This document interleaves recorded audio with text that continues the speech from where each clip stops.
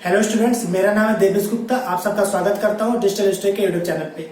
मैं CBSE board class 6 का chapter number 4 जिसका नाम है बेसिक ज्योमेट्रिकल आइडियाज वो पढ़ा रहा था, जिसके 5 वीडियो ऑलरेडी मैं बना चुका हूँ। ये 6th वीडियो है और इस चैप्टर से रिलेटेड 5 वीडियोज आपको यहाँ पे आई बटन पे मिल जाएगा। आप वहां से जाके चेकआउट कर सकते हैं। पूरी की पूरी प्लेलिस्ट मिल जाएगी, आप वहां से जाके देख सकते हैं उसको। और इस वीडियो में जो है आपका क्वाड्रेटर का कॉन्सेप्ट पता रहेगा और साथ में उसके रिलेटेड जो एक एक्सरसाइज है वो हम करेंगे। ठीक है, तो बिना किसी देरी के स्टार्ट करते हैं। तो एक्सरसाइज ये जो है आपका 6th लेक्चर एक्चुअली में क्वाड्रेटर के बेस पे होगा। तो क्वाड्रेटर पहले समझते हैं होता क्या है। क्वाड्रिलेटरल के बेस पे होगा, ठीक है। तो क्वाड्रिलेटरल की बात कर लेते हैं। तो क्वाड्रिलेटरल एक्चुअली में 4 साइडेड पॉलीगॉन होता है। इससे पहले मैंने वीडियो में ट्रायंगल के कॉन्सेप्ट को बताया था। तो ट्रायंगल एक्चुअली में 3 साइडेड पॉलीगॉन होता है, ऐसे क्वाड्रिलेटरल 4 साइडेड पॉलीगॉन होता है। पॉलीगॉन का भी मतलब आपको इससे पहले की वीडियोस में बताया था। अगर आपने वो सब नहीं देखा तो आप उसको जाके चेक कर सकते हैं, ठीक है। तो यहाँ पे 4 साइडेड पॉलीगॉन है। जो क्वाड्रिलेटरल होता है वो 4 साइडेड पॉलीगॉन है। अभी देखिए यहाँ पे 4 साइड है। पॉलीगॉन का मतलब क्लोज फिगर होना चाहिए और सिर्फ स्ट्रेट लाइन से बना हुआ फिगर होना चाहिए, तो वो हमारा पॉलीगॉन में कंसिडर किया जाता है, ठीक है। तो ये 4 साइडेड पॉलीगॉन हो गया। अब यहाँ पे ABCD 4 साइडेड पॉलीगॉन हो गया। अब हमें इसका अगर नेमिंग की बात करें, इसके साइड्स कौन कौन से हैं, एंगल कौन कौन से हैं, तो यही सारी चीजें इसमें हम लोग पढ़ेंगे, ठीक है। तो हम बात कर लेते हैं इसकी। अभी ध्यान रखिएगा, कोई जरूरी नहीं कि ऐसा ही हो, है ना। वो एक रेक्टेंगल भी हो सकता है, एक स्क्वायर भी हो सकता है। ये भी 4 साइडेड पॉलीगॉन है। स्क्वायर है तो ये भी एक 4 साइडेड पॉलीगॉन है। ये रेक्टेंगल है तो वो भी एक 4 साइडेड पॉलीगॉन है। अगर वो पैरेललोग्राम है तो वो भी एक 4 साइडेड पॉलीगॉन है, क्योंकि आपको दिख रहा होगा 4 साइड से बना हुआ पॉलीगॉन है। पॉलीगॉन एक जनरल नेम होता है, सॉरी पॉलीगॉन कह रहे हैं, क्वाड्रेटर जो है एक जनरल नेम होता है, जो मैंने यहाँ पे लिखा था ये एक जनरल नेम है। और यहाँ पे ये स्क्वायर, ये इसी का एक स्पेशल काइंड है जिसमें सारे साइड इक्वल होते हैं। स्क्वायर में क्या होता है, सारे साइड होते हैं इक्वल। रेक्टेंगल में अपोजिट साइड इक्वल होते हैं, ठीक है। और पैरेललोग्राम में भी अपोजिट साइड इक्वल होते हैं और पैरेलल भी होते हैं, ठीक है। ये अपोजिट साइड इक्वल होते हैं और पैरेलल भी होते हैं, ये अपोजिट साइड पैरेलल भी होते हैं, ठीक है।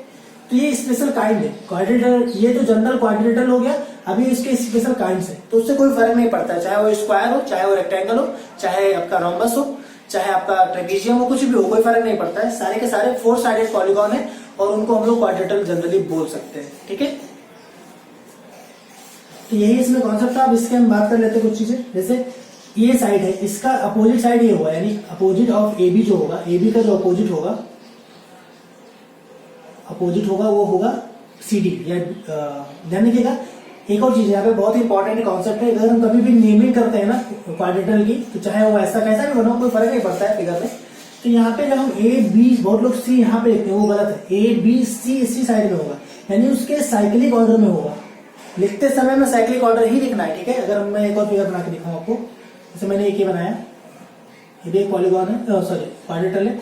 अगर यहाँ पे P लिख रहा हूँ, PQRS लिखना चाहता हूँ नाम, तो PQR यहाँ नहीं लिखूंगा। अगर आप यहाँ पे लिख रहा हूँ तो ये गलत है, ये यहाँ पे नहीं लिख सकते।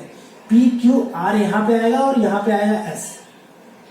साइक्लिक ऑर्डर में ही लिखा जाता है। अगर आप ये गलती करते हो ना, तो ये बहुत ज्यादा बड़ी मिस्टेक होगी आपकी, आगे क्वेश्चन रॉन्ग होने के चांसेस बढ़ जाते हैं, ठीक है। तो ध्यान रखिएगा, आपको साइक्लिक ऑर्डर में लिखना है, पहले P फिर Q फिर R फिर S, लाइन से, ठीक है। अभी जरूरी नहीं कि P यहीं पे हो, ये भी जरूरी नहीं है, लेकिन हो जहां पे भी हो पर वो लाइन से होना चाहिए, ठीक है। आप चाहे तो P यहाँ लिख सकते हैं, आप यहाँ पे भी लिखिए, बट आपको Q इधर लिखना है तो इधर लिखिए, और फिर R यहाँ पे फिर S यहाँ P यहाँ लिखना है, Q यहाँ लिखिए, R यहाँ लिखिए, S यहाँ लिखिए, ठीक है।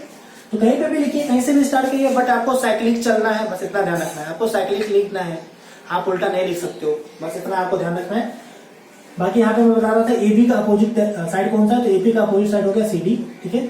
ऐसे ही AD का जो अपोजिट साइड हो BC हो गया, ठीक है। AD का अपोजिट साइड जो है वो BC है, ठीक है। साइड से अगर बात करें कौन कौन से साइड है, यहाँ पे पहला साइड है AB, फिर है BC, फिर तीसरी साइड है आपकी CD और चौथी साइड है DA, ठीक है। ये सारे साइड्स हैं। एंगल्स की बात करें तो एंगल यहाँ पे A है।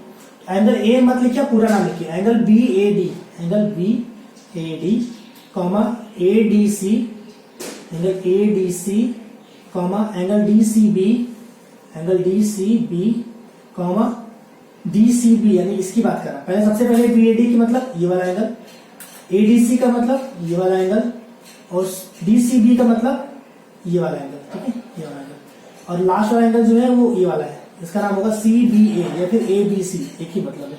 एंगल CBA मैं फिलहाल लिख रहा हूँ इसी साइड से, ठीक है। तो ये सारे एंगल्स हो गए, ये सारे एंगल्स हो गए, और ये सारे साइड्स हो गए, और बता दें कौन कौन से अपोजिट साइड्स हैं। और अपोजिट एंगल्स की बात करें तो एंगल इसका अपोजिट ये होगा, यानी कि अपोजिट ऑफ ए, मैं इधर का बता दे रहा हूं, ठीक है। ये जैसे इस क्वाड्रेटर में बता रहा हूं, अगर सारे क्वाड्रेटर चाहे रेक्टेंगल है किसी में भी हो, हर एक क्वाड्रेटर में सेम कॉन्सेप्ट होगा, कोई फर्क नहीं पड़ेगा, ठीक है। तो AB हो गया, AP का अपोजिट होगा, ऐसे एंगल BAD का जो अपोजिट होगा, अपोजिट जो होगा BAD का जो अपोजिट होगा, BAD मतलब ये है, इसका अपोजिट होगा ये, यानी DCA, angle DCA, sorry DCB, ठीक है। ऐसे ही एंगल, अगर इस वाले की बात करें तो एंगल ABC यानी CBA का अपोजिट होगा, एंगल CBA का अपोजिट होगा, CBA का अपोजिट हो जाएगा ADC, एंगल ADC, ठीक है। अगर आपको कहीं पे भी कोई कॉन्सेप्ट क्लियरिटी नहीं होती है तो आप वीडियो को रिवाइंड करिए, फिर से देखिए, ठीक है। और नोट करने के लिए वीडियो को पॉज किया करिए और उसको नोट किया करिए कॉपी में, ठीक है। और हाँ, बुक लेके साथ में बैठिए। अगर आपके पास बुक नहीं है तो बुक का लिंक जो है आपको इसी वीडियो के डिस्क्रिप्शन बॉक्स में मिल जाएगा, वहां से जाके डाउनलोड कर सकते हैं, ठीक है। तो आई होप ये पूरा जो कॉन्सेप्ट मैंने बताया है वो सब क्लियर हो गया होगा, ठीक है। अब इसके एक्सरसाइज पे आ जाते हैं। एक्सरसाइज 4.5 है ये, ठीक है।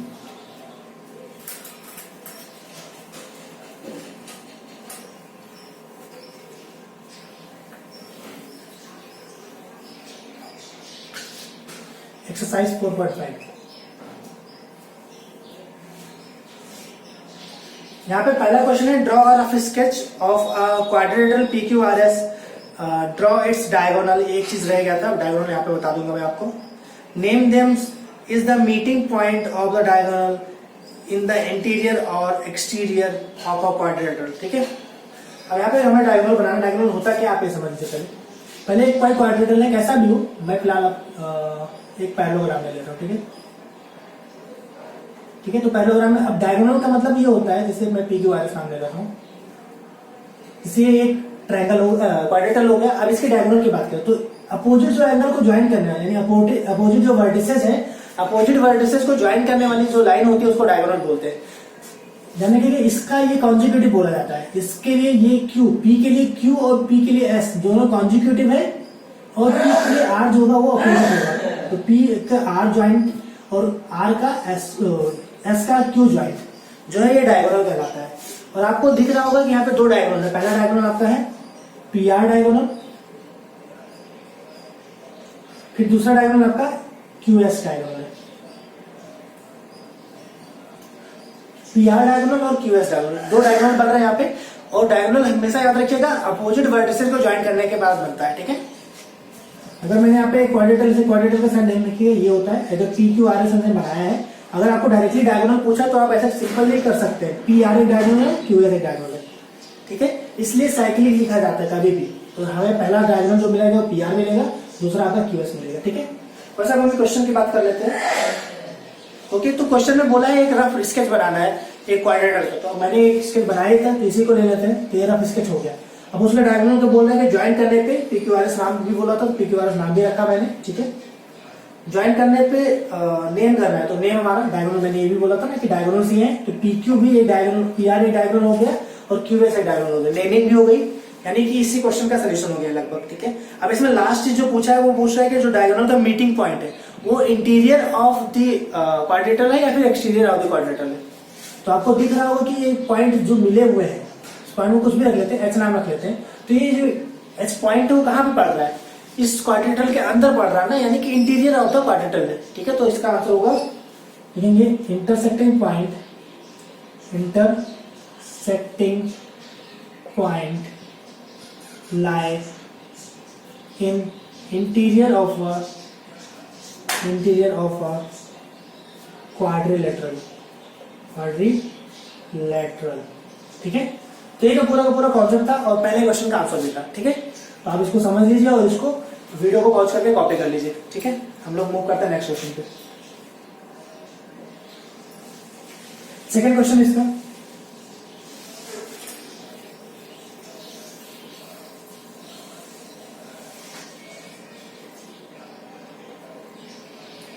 Draw rough sketch of a क्वाड्रेटर KLMN, है ना।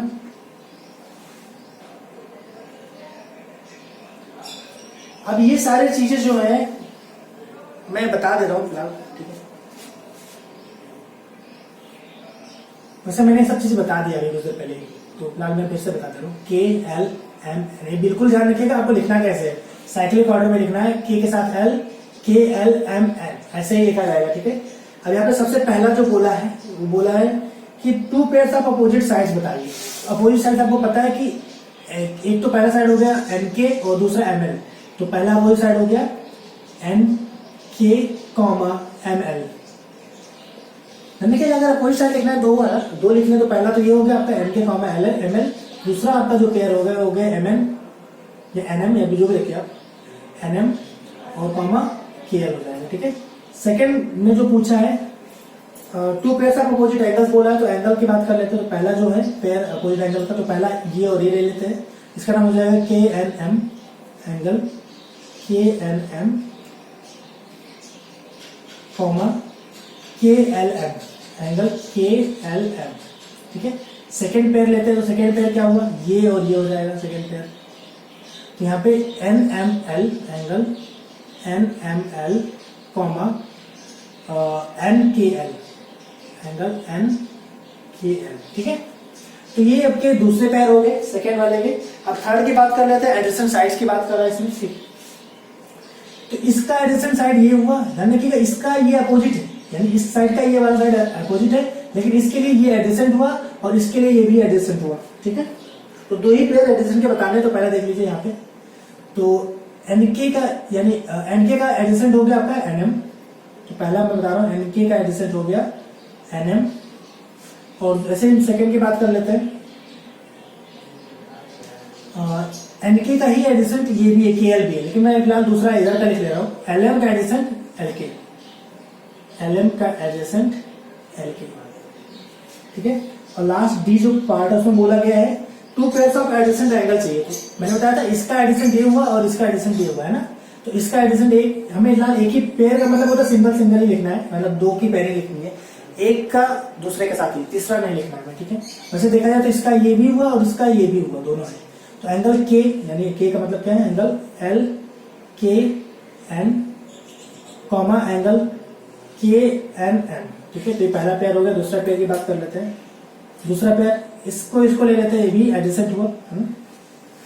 तो यहाँ पे नाम हो गया KLM angle, KLM, LMN angle, LMN, ठीक है। तो ये हो गया टोटल सोल्यूशन, ठीक है। कुछ कॉन्सेप्ट मैं यहाँ पे बताना चाहूंगा आपको, है ना। अगर कभी भी 2 अपोजिट साइड्स हैं तो उसमें कोई भी पॉइंट कॉमन नहीं होगा, ध्यान रखिएगा। अपोजिट साइड्स की बात करें तो अपोजिट साइड्स यहाँ पे दिख रहा होगा, ये पहला जो अपोजिट बोला था, तो अपोजिट साइड में KL था, NK था और यहाँ पे ML था। तो यहाँ पे कोई भी वर्टिसेस कॉमन नहीं दिख रहा होगा आपको, इसमें कोई वर्टिसेस कॉमन नहीं, इसमें भी कोई वर्टिसेस कॉमन नहीं है, ठीक है। लेकिन जब एडजेसेंट होता है तो उसमें एक वर्टिसेस कॉमन होता है, एक वर्टिसेस कॉमन होता है, आपको दिख रहा होगा। ये एडजेसेंट की बात हुई थी यहाँ पे, तो यहाँ पे देखिएगा N यहाँ पे भी है और N यहाँ पे भी है, यानी एक वर्टिसेस कॉमन होगा। यहाँ पे भी देखिए N है, यहाँ पे भी N है, तो ये भी एक वर्टिसेस कॉमन है। अगर एक वर्टिसेस कॉमन है तो एडजेसेंट होता है। एडजेसेंट मतलब समझ लीजिए, एडजेसेंट का मतलब होता है बगल में। एडजेसेंट का क्या मतलब होता है, एडजेसेंट का मतलब होता है बगल में, ठीक है। एडजेसेंट का मतलब होता है बगल में, अपोजिट का मतलब होता है सामने, है ना। इसके सामने ये हुआ और इसके सामने ये हुआ, इसके सामने ये है और इसके सामने ये है, ठीक है। तो अपोजिट और एडजेसेंट का यही कॉन्सेप्ट है। और सेकंड क्वेश्चन पूरा उसी के बेस पे था, ठीक है। वीडियो को पॉज करिए और नोट कर लीजिए। अब उसके बाद थर्ड क्वेश्चन है,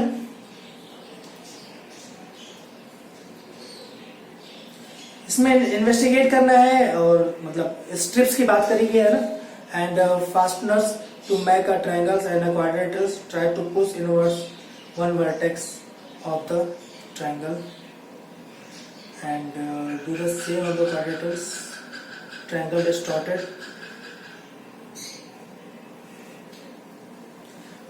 ओके, ठीक है। ये सिर्फ वैसे ये क्या कहते हैं कि कॉन्सेप्ट बेस का मतलब आपको स्टेप्स लेना है ना, पेपर स्टेप्स है उसको लेना है, उसके हेल्प से ट्रायंगल और बाकी चीजें बनानी है, क्वाड्रिलेटरल बनाना है। तो उसमें एक एक्टिविटी टाइप का है, आपको ट्राई करिएगा उसको पढ़ के। तो इस साइड में इतना ही था। और आई होप आपको वीडियो पसंद आया होगा। और लेकिन अगर हो सकता है कोई भी डाउट भी हो, तो डाउट अगर होता है तो आप उसको कमेंट सेक्शन में पूछ सकते हैं। और वीडियो पसंद आया होगा तो वीडियो को लाइक करें, और अगर चैनल पे नए हो तो चैनल को सब्सक्राइब करें, और इस वीडियो को अपने फ्रेंड सर्कल में अपने दोस्तों के साथ शेयर करें। Thank you so much for watching.